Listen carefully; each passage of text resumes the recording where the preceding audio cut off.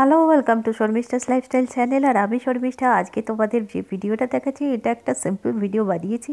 দেখো তোমাদের কেমন লাগে। আমি একটু বাইরে বেরিয়েছিলাম, আর বাইরে বেরিয়ে দেখি বাজারে এরকম সুন্দর সুন্দর ফুল গাছ এসছে। দেখেই তো বেশ মনটা ভরে গেল, তাই ভাবলাম তোমাদের সাথে শেয়ার করি।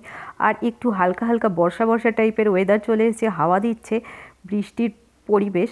তো তাই দেখিয়ে দিলাম তোমাদের। এবার সোজা চলে গেলাম রান্নাঘরে। রান্নাঘরে আমি তোমাদের একটা শাক ভাজা দেখাচ্ছি। দেখো এটা তোমরা এরমভাবে করো কি না।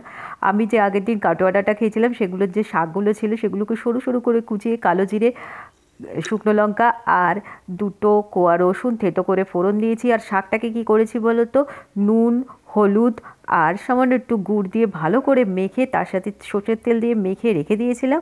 এখন কড়াতে দিয়ে দিয়েছি। এবার একটু সুন্দর মজে গেছে, এবার একটু ঢাকা দিয়ে ভাজা কমপ্লিট হয়ে যাবে।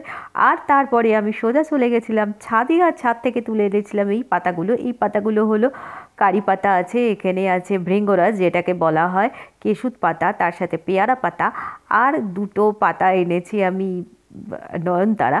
তো এগুলো সবগুলো একসাথে ভালো করে ওয়াশ করে এগুলোকে দিয়ে দেবো মিক্সিং জারে। মিক্স করে এটাকে একদম পুরো পেস্ট বানাবো। পেস্ট বানিয়ে মাথায় লাগাবো, তাই এগুলোকে আমি সোজা মিক্সিং জারে দিয়ে দিয়েছি। এবার সেটাকে পেস্ট করার পালা। আর পেস্ট করার পর দেখো এইরকম একটা হয়েছে।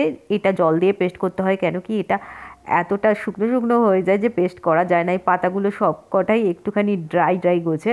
তো যাই হোক, পেস্ট করা হয়ে গেছে। এবার আমি মাথায় লাগাতে শুরু করে দিয়েছি। আর এই পাতার রসটা মাথায় লাগালে চুল খুব ভালো হয়, কিন্তু রেগুলারিটি মেনটেন করতে হয়। সপ্তাহে অন্তত 2-3 দিন লাগালে চুল খুব ভালো গজাবে। আমার একটু টাক পড়ে যাচ্ছে মাথার এইখান দিয়ে, সেই জন্য আমি লাগাতে স্টার্ট করেছি। কিন্তু বিশ্বাস করো, আমি সপ্তাহে 2-3 দিনের জায়গায় 15 দিন অন্তর লাগাই কিনা সন্দেহ। তো আজকে সুযোগ ছিল, তাই আজকে একটুখানি গাছ থেকে তুলে লাগিয়ে নিলাম।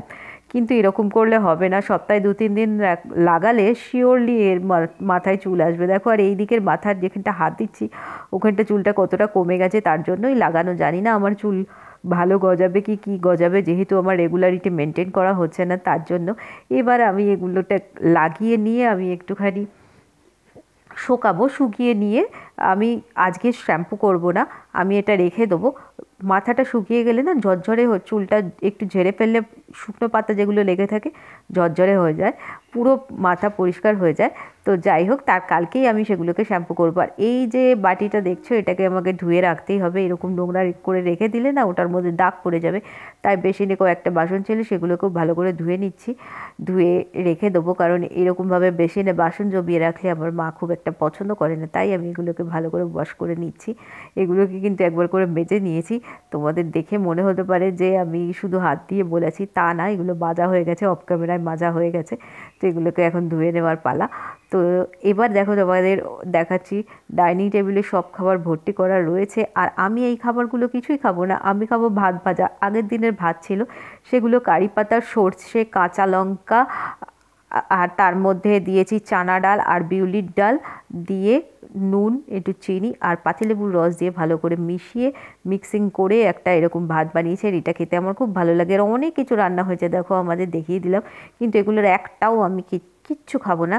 কেন কি আমার এতগুলো দিয়ে খেতে ভালো লাগে না। যেটা রান্না হয়েছে আমি সেগুলোকে বাদ দিয়ে আমার এই ভাত ভাজাটাই খেতে ইচ্ছা করছিল, তাই আমি আজকে দুপুরে এই ভাত ভাজাটাই খেয়েছি। আর বিকেলে একটু ঘুরতে বেরিয়েছিলাম, বিকেলে বেরিয়েছিলাম ক্রেক পার্কে। আর ক্রেক পার্কের পরিবেশটাও কত সুন্দর দেখো। আর ক্রেক পার্কে এসে খেতে ইচ্ছা করলো পাপড়ি চাট, তাই আমি 1 প্লেট পাপড়ি চাট নিয়ে নিয়েছিলাম। আর আরেকজনের ইচ্ছা করেছে মোমো খেতে, পাপড়ি চাট তার পছন্দ না, ওকে মোমোই সে খাক।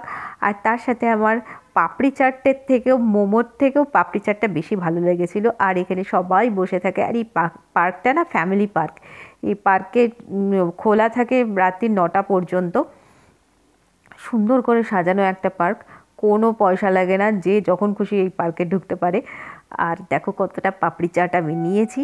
এই পাপড়ি চাটটা তো আমি এখন খাবো। আর এখান থেকে যে মোমোটা নেওয়া হয়েছিল আমি হাতে নিয়ে দিই, আমি বলেছি ওকে মোমোটা দিয়ে আসছে। কারণ কি আমি এই মোমোটা ধরবো কি, আমার হাতে ততক্ষণে পাপড়ি চাট চলে এসছে। আর মোমোটা কেমন সেটাকে রিভিউ দিতে বলেছে ওখানকার দোকানদার। আর তার দোকানদারের বক্তব্য শোনো। যা খাবেন ভালো খাবেন, তাই চাউমিন খাবেন, এখানে আইটেমটাই ভালো।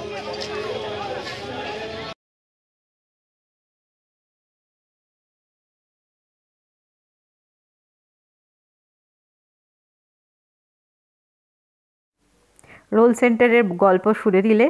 তো তার বক্তৃতা শোনার পর আমি এখানে খেতে বসেছি পাপড়ি চাটটা, আর পাপড়ি চাটটা একটু ঝালঝাল ছিল, বেশ ভালো লাগছিল। আর এখানে সবার সাথে বসে আনন্দ করতেও ভালো লাগছিল। আর সে মোমো খেতে ব্যস্ত, আর আমি চলে এসেছি গঙ্গার ধারে। আর গঙ্গার ধারে দেখো পরিবেশটা কি সুন্দর, অন্ধকার বলে গঙ্গাটা দেখা যাচ্ছে না, আমার পেছনটা পুরোটাই গঙ্গা। তো এখান দিয়ে সোজা রাস্তা ওই মাথায় উঠে গেছে আর এদিকে চলে গেছে, আর ঠিক এর ওপরেই হলো পুরো পার্কটা। তো পার্কের ভেতরেই এই জায়গাটা বেশ সুন্দর। এখানে আগেই আসতাম, বিয়ের আগে আমি প্রচুর এসেছি, প্রচুর মজা করেছি, কিন্তু এখন আর আসা হয় না। তোমরা এর আগের অনেক ভিডিওতে দেখে থাকবে আমার 2-3 বান্ধবীর সাথে আমি এখানে এসে আড্ডা মারতাম, গল্প করতাম, খাওয়া দাওয়া করতাম। তো সেই স্মৃতিগুলো এখন মনে পড়ছে। এই পার্কে প্রায় আসা প্রায় ভুলেই গেছি বলতে গেলে, খুব রেয়ার আমি বোধহয় এই পার্কে এসেছি। আর এই সুন্দর দেখতে এই সন্ধ্যেবেলার পরিবেশটা এত ভালো লাগে। বিকেলবেলা দিনের বেলা তো একরকম থাকে, আর সন্ধ্যেবেলাটা যেন আরও অসাধারণ হয়ে যায়। পার্কটাকে বেশ সুন্দর করে সাজিয়েছে, এতটাও ডেকোরেট ছিল না আগে যখন আমি ভিডিও করেছিলাম, এখন বেশ সুন্দর করে সাজিয়েছে। এই পার্কে অনেক সাংস্কৃতিক অনুষ্ঠান, অনেক কিছু হয়, পয়লা বৈশাখের অনুষ্ঠান হয়েছিল, আরও অনেক অনুষ্ঠান এখানে হতেই থাকে। আজকে কোনো অনুষ্ঠান নেই, আজকে ফাঁকাই ছিল। আর এইখানকার এই অ্যাম্বিয়েন্সটা আমার তো দারুণ লাগে। আর এখানে দোলনা আছে, বাচ্চাদের পার্কে খেলার জন্য যা যা দরকার সেগুলো সব কিছু আছে। কোনো বাচ্চা নিয়ে ফ্যামিলি নিয়ে এলে এই পার্কটাকে এনজয় করতে পারবে। সন্ধেবেলাতেও যেরকম সুন্দর লাগে, বিকেলবেলাতেও ভালো লাগে, দিনের বেলাতেও ভালো লাগে, সারাদিন পার্কটা খোলা থাকে আর খুব সুন্দর। তোমার এখানে এসে কোনো রকমে এম্বারেসিং ফিল হবে না, পার্ক হিসাবে যেটা হয় আর কি, সেটা একদমই হবে না। এত সুন্দর পরিবেশ। আমার ফেভারিট পার্ক হলো কেক পার্ক, হালিশহরের মধ্যে। আর এখানেও সুন্দর করে আই লাভ হালিশহর সুন্দর করে লেখা আছে, দেখেও বেশ ভালো লাগে। নিজের জায়গার প্রতি একটা গর্ব অনুভব হয় যে না, আমার হালিশহরটাও কতটা সুন্দর। আর এই সমস্ত দেখার পর আমরা বাইকে করে সোজা চলে গেলাম আমাদের বাড়ি।